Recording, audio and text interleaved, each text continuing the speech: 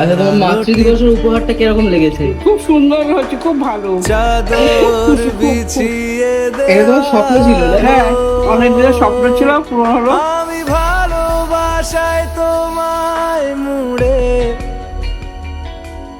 রাখি মা, আমি তোমার ছায়ায় ছায়ায় থাকি মা, আমি তোমার চোখের তারায় বাঁচি মা,